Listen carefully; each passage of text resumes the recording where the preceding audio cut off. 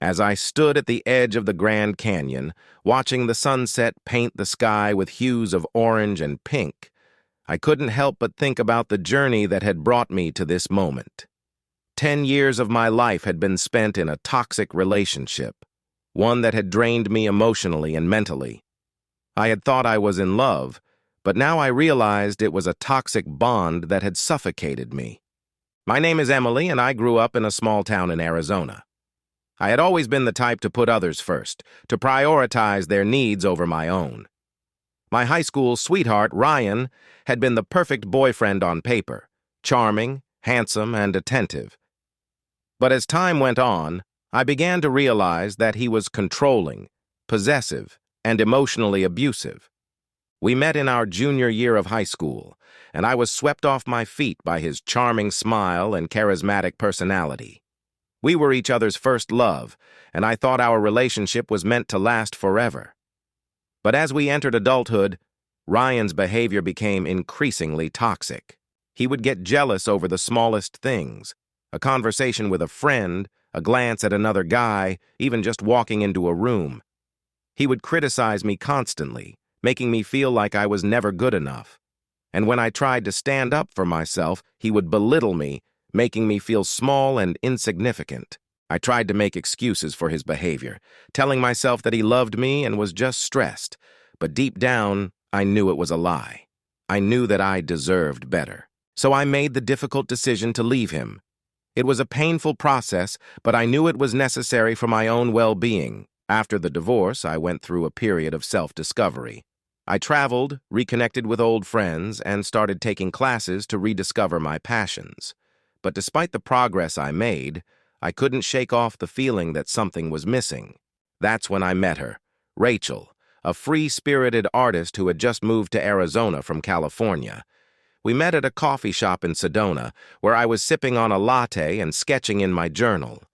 Rachel walked in, carrying a large portfolio of her artwork, and I was immediately drawn to her infectious energy. We struck up a conversation, bonding over our shared love of art and music.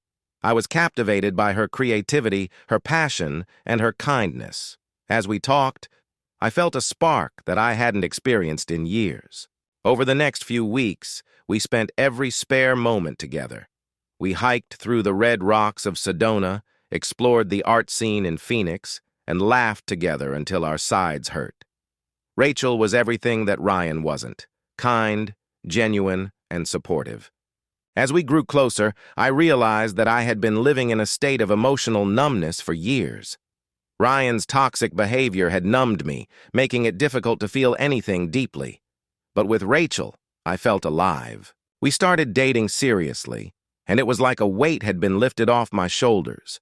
Rachel made me feel seen, heard, and loved in ways that I never thought possible. But just as things were falling into place, our relationship faced its first major test. Rachel's ex-boyfriend, a controlling and manipulative man named Alex, showed up in town, trying to win her back. Rachel was torn between her feelings for me and her lingering emotions for Alex. I could see the conflict in her eyes, and it broke my heart. In that moment, I realized that our relationship was far from perfect. We had our differences, and we would face challenges in the future. But I also knew that I was willing to work through them, to build a life with Rachel.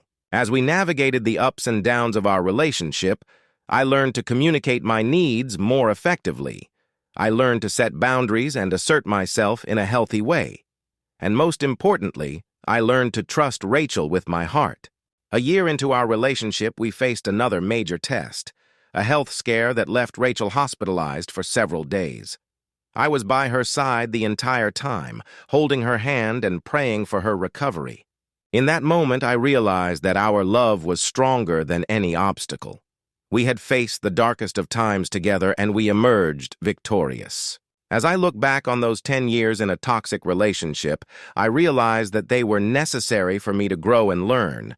But I also know that I was lucky to have found Rachel, someone who loves me for who I am, flaws and all. We're still together today, building a life filled with love, laughter, and adventure. And as I stand at the edge of this Grand Canyon, watching the sunset with Rachel by my side, I know that our love story is one for the ages.